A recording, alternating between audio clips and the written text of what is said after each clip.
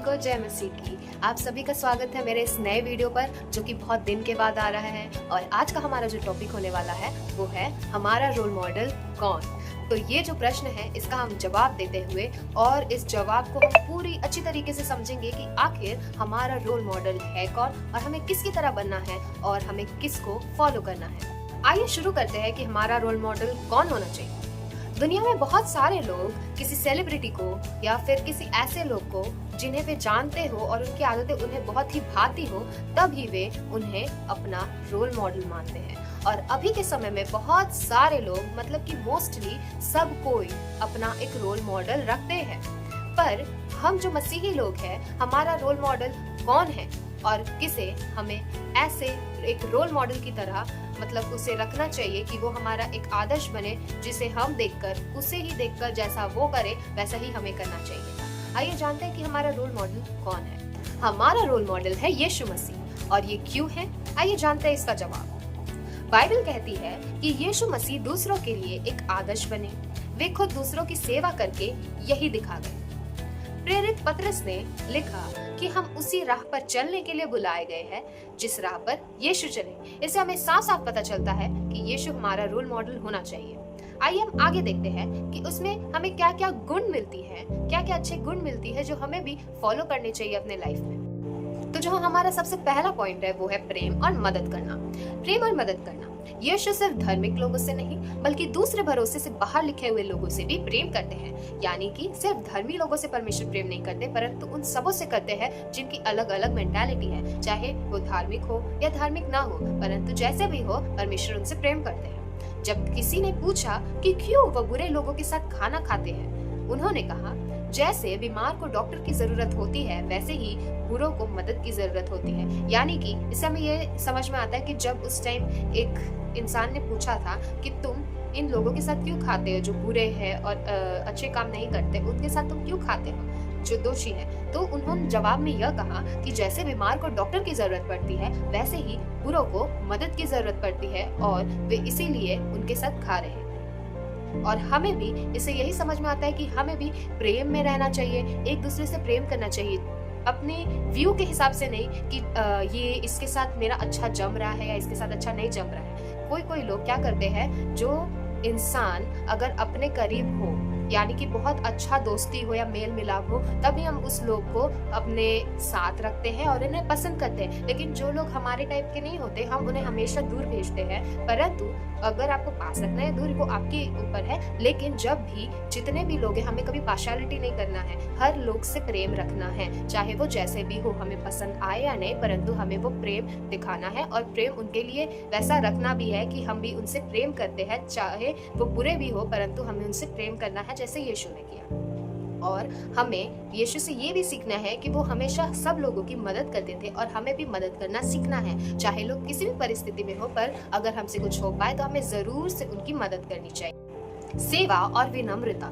उन्होंने अपना पद दिखाने के लिए नहीं बल्कि शिष्यों को सिखाने के लिए अपने हाथों से उनकी सेवा की, पैर धोकर यह संदेश दिया कि अगर मैं कर सकता हूँ तो तुम भी कर सकते हो। इससे हमें यह समझ में आता है जब यीशु अपने चेलों के पैरों को धो रहे थे तब उन्होंने अपना पद दिखाने के लिए नहीं मतलब अपना पोजीशन दिखाने के लिए नहीं परंतु अपने शिष्यों को सिखाने के लिए अपने हाथों से उनके पाँव को धोया। वे अपने शिष्यों को अच्छी चीजें सिखाना चाहते थे कि चाहे अगर कोई बड़े पद में भी हो परंतु पर जो उसके चेले होते हैं, जो उसके नीचे होते हैं, जो उनके लिए काम करते हैं, उनकी भी हमें सेवा करनी चाहिए। हमें ये नहीं सोचना चाहिए कि ये तो छोटा काम करता है, नीच है या कुछ भी, परंतु हमें हमेशा उनकी भी सेवा करना चाहिए क्योंकि यही हमें यीशु के द्वारा सीख मिलती है। और लास्ट में वो ये भी कहते हैं कि अगर मैं कर सकता हूँ तो तुम भी कर सकते हो। इसका मतलब कि वे अपने चेलों को सिखा रहे थे अगर मैं कर सकता हूँ तो तुम भी कर सकते हो। यही कि अपने शिष्यों को या फिर अपने जो नीचे होते हैं उनको कभी छोटा मत समझना। अगर वो तुम्हारे सेवक है तो उनकी भी सेवा करना क्योंकि वे भी एक सेवक ही है और उनके चेले भी एक आने वाले सेवक ही बनेंगे। और इसलिए जब अगर कोई बड़े पोजीशन में है तो उसे भी हम्बल होना पड़ता है, नम्र होना पड़ता है, झुकना पड़ता है। झुकना इन द सेंस कि नम्र होना चाहिए, हम्बल होना चाहिए, ताकि अगर हम नम्र रहेंगे तो हमसे जो सीखने वाले होते हैं वो भी नम्र रहते हैं। इसी कारण यीशु ने हमें यही सिखाया और इससे हमें यही समझ में आता है कि सेवा और विनम्रता हमारे अंदर रहनी चाहिए। जैसे प्रेम और मदद करना हमारा एक गुण होना चाहिए वैसे ही सेवा और विनम्रता भी हमारा एक गुण होना चाहिए। सरल जीवन और उदारता। कमी होने पर भी उन्होंने दूसरों की भूख मिटाने का रास्ता निकाला। 5 रोटी मछलियों से हजारों लोगों का पेट भरा।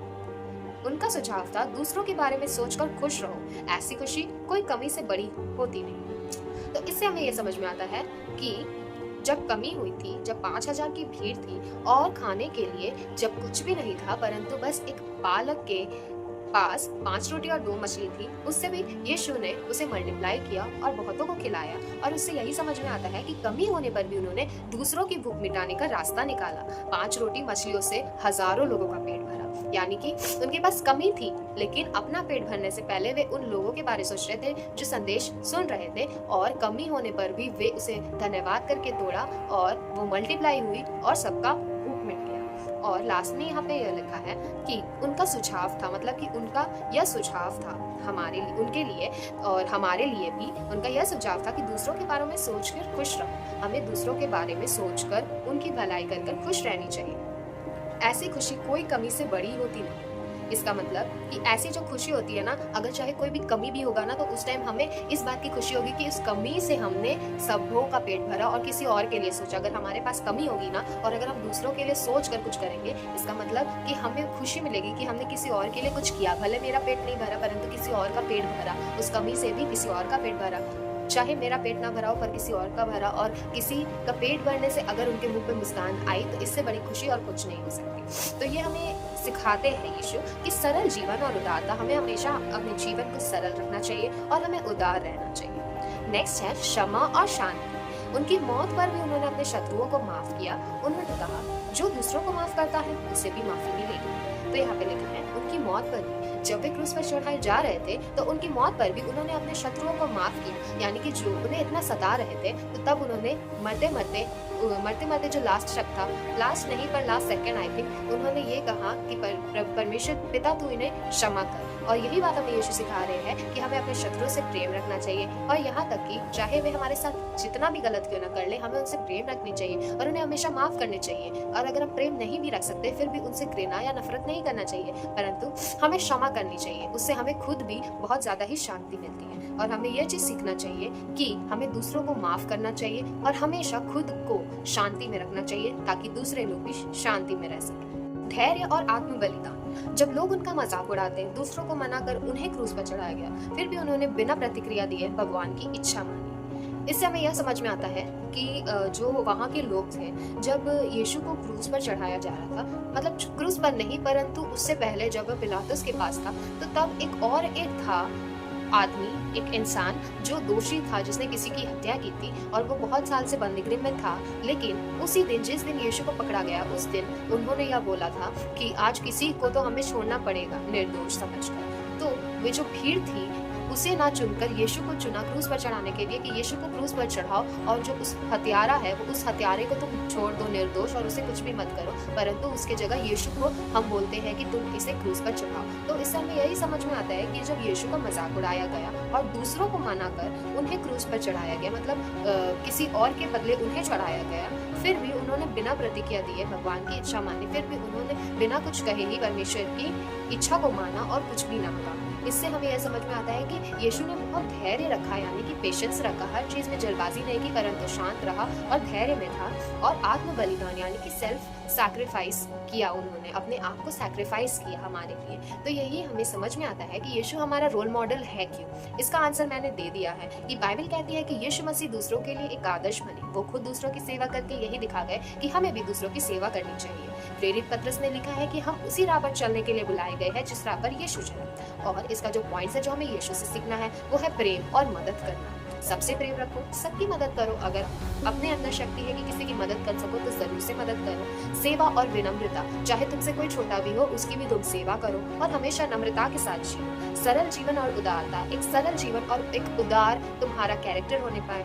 क्षमा और शांति तुम्हारे अंदर होने पाए। किसी से घृणा नफरत नहीं, परंतु हमेशा क्षमा वाला दिल जो सबको क्षमा करे, और एक शांति जो तुम सबको बांटे।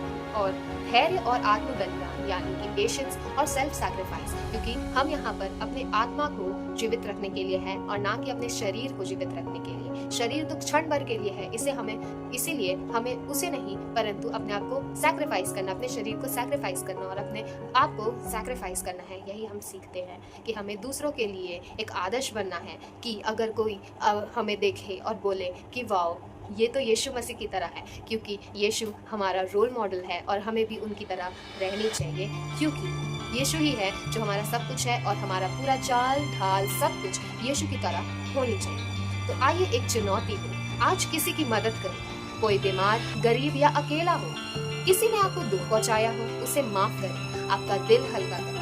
दिन में कुछ समय परमेश्वर से प्रार्थना करें और उनसे मदद मांगें कि आप यीशु जैसे बनें, क्योंकि यीशु हमारा रोल मॉडल होना चाहिए और कोई नहीं परंतु यीशु मसीह। मैं समझती हूँ कि आप लोगों ने बहुत आसान तरीके से सब कुछ समझा और मैंने भी बहुत शॉर्ट में ये चीज़ बताया। यीशु मसीह हमारा रोल मॉडल बहुत सारे तरीकों में बन सकता है, क्योंकि यीशु मसीह एकदम एंडलेस है, उनका जो अच्छाई है वो कभी खत्म ही नहीं होता और इसमें बहुत कुछ है। तो मे भी इसमें और नेक्स्ट वीडियो बन सकता है, पर ये एक शॉर्ट और क्रिस्प वीडियो था जो कि आपको समझ आएगा। एकदम छोटा था इसलिए आपको अच्छे से समझ आया होगा कि हमें क्या क्या गुण की आवश्यकता है। अगर आपको अपने आप को चेंज करने की जरूरत है तो जरूर से करें, क्योंकि हमारा रोल मॉडल हमारे जीवन में यीशु मसीह ही केवल होना चाहिए और कोई भी नहीं, और यीशु मसीह जैसा कोई नहीं है जो हमारा रोल मॉडल बन सके। तो ध्यान रखिए कि आप इन पॉइंट्स को अच्छे से समझें और अपने जीवन में लागू करें। और मैं ये अच्छे से जानती हूँ कि आप लोग इस वीडियो को बहुत पसंद किए होंगे। जरूर से लाइक करिएगा और सब्सक्राइब करिएगा मेरे चैनल को, जो कि है लाइफ थ्रू चॉइस।